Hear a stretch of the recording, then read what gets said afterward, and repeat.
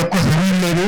మీరు సామాజిక పరిణామాలు, సాహిత్యకారుల కర్తవ్యాలు అని కొన్ని గంటలు, కొన్ని రోజులు తరబడి చర్చించుకున్న తీరని విషయం లేదు. కానీ ఇవాళ ప్రత్యేక సందర్భంలో మీకు 2 పాత ఉదంతాలు గుర్తు చేసి ఇవాళ మన బాధ్యతలు, సాహిత్యకారుల బాధ్యతలు ఏంటి చెప్తాను. ఇలాంటి సాహిత్యాన్ని అసలు సామాజిక పరిణామాన్ని ఎందుకు పట్టించుకోవాలి, పువ్వుల గురించి రాయాలి, వెన్నెల గురించి రాయాలి, నదుల గురించి రాయాలి, సంతోషం గురించి రాయాలి, ఆహ్లాదం గురించి రాయాలి అని అంటారు. 1930లలో హిట్లర్ కాలంలో జర్మనీలో బెర్టోల్ట్ బ్రెహ్ట్ అనే కవిలో ఆయన ఒక కవిత రాశారు. నాకు కూడా విరగూసిన ఆపిల్ తోటల గురించి రాయాలని ఉంది, ఆపిల్ పూల గురించి రాయాలని ఉంది. కానీ హిట్లర్ రోజు రోజు అబద్ధాల కారు చేసిన ఉపన్యాసాలు ఇస్తున్నాడు. ఇప్పుడు నాకు ఆ ఉపన్యాసాల గురించి రాయాలని నా కర్తవ్యం. సరిగ్గా భారతదేశంలో అందువల్ల జర్మనీ, హిట్లర్ని ఆపిల్ తోటల మీద కన్నా సత్యానికి కారు చేస్తున్న హిట్లర్ ఉపన్యాసాలను గుర్తు చేసుకోవాల్సింది. అట్లాగే అంత దూరం మనం వెళ్ళేది జర్మనీ దాకా మన దగ్గరే భారత ఉపఖండం గర్వించదగిన మహాకవి ఫైజ్ అహ్మద్ ఫైజ్. ఆయన నాకు పేస్ గురించి రాయాలి ఉంది, నాకు రెమ్యుల గురించి రాయాలి ఉంది. కానీ और भी जमाने में मोहब्बत के सिवा राहतें और भी है वैसे की राहत के सिवा దుఃఖాలు ఇంకా చాలా ఉన్నాయి సమాజంలో. కేవలం ప్రేమ దుఃఖం మాత్రమే కాదు, ప్రేమ వేదన మాత్రమే. సరిగ్గా ఇవాళ ఒక ప్రేమ దినం, వ్యాలంటైన్స్ డే. యువకులు స్వచ్ఛందంగా తాను ప్రేమించుకోవడం వీల్లేదు.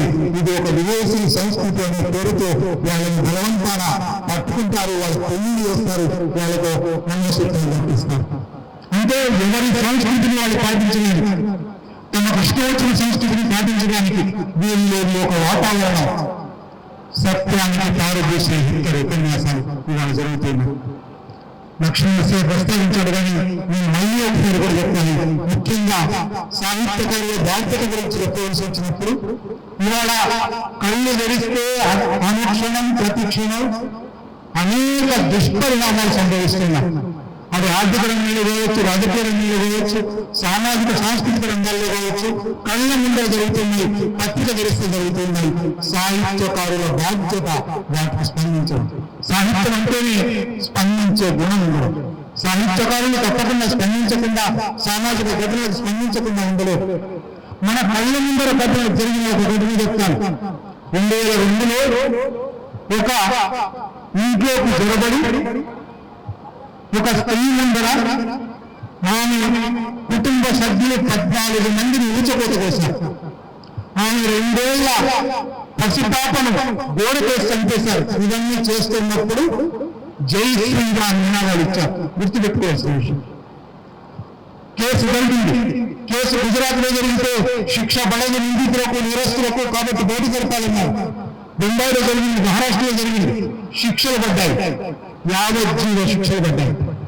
ఈ యావజ్జీవ శిక్షలు పడ్డ వాళ్ళను ఆగస్టు 15, 2022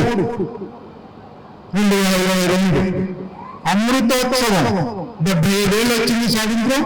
అమృతోత్సవంలో నేరస్తులను విడుదల చేయాలి. ఎటువంటి నేరస్తులను?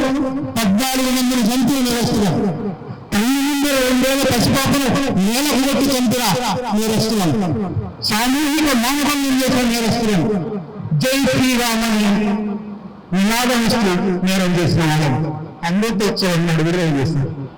ఇంత దుర్మార్గం, ఇంత అన్యాయం దేశమా అడిగా అని ఆయన కోర్టు సుప్రీంకోర్టు ఇలా విడుదల చేయడానికి వీల్లేదు, మళ్ళీ పంపించాలంటే ఎంతెంత కథ జరిగిందో, ప్రభుత్వం ఎట్లా వెనుకాడుతూ వస్తున్నదో మీ అందరికీ తెలుసు.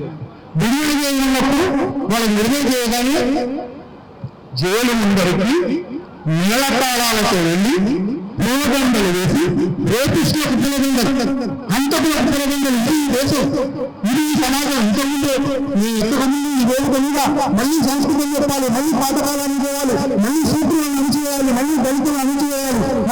మాట్లాడుతున్నారు, రెవల్యూషనరీగా మాట్లాడుతున్నారు, కానీ అది సమాజం, అది లోకం. అందువల్ల స్పందించే గుణం ఉంటే మీరు మనుషులైతే స్పందిస్తారనే రచయితలు కావడం తర్వాత సంగతి. మీరు మనుషులు కావాల్సింది, ప్రజాస్వామ్యం కావాల్సింది, స్వేచ్ఛా సమానత్వం సౌభాతృత్వం నినాదాలు రాసుకున్నారు. ఆధునిక యుగం వచ్చింది, నాగరిక సమాజం వచ్చింది. ఇప్పుడు మళ్ళీ గురుకులాల్లోకి వెళ్ళాలి, సంస్కృతిని బోధించాలి, శూద్రుల చెల్లో పడితే సీసం పోయాలి, నాలుగుతో మాట్లాడితే పెరిగేయాలి, అది విద్యను అది రావాలి, నూతన విద్యా విధానం తేబోతుంది అని వ్యక్తులు పెడుతున్నారు. ఇటువంటి సమాజంలో సాహిత్యకారుల బాధ్యత ఏంటి? ప్రతి అంశానికి స్పందించడం, మనిషిగా స్పందించడం, ప్రజాస్వామ్యంగా స్పందించడం, రాజ్యాంగబద్ధంగా స్పందించడం, అది బాధ్యత.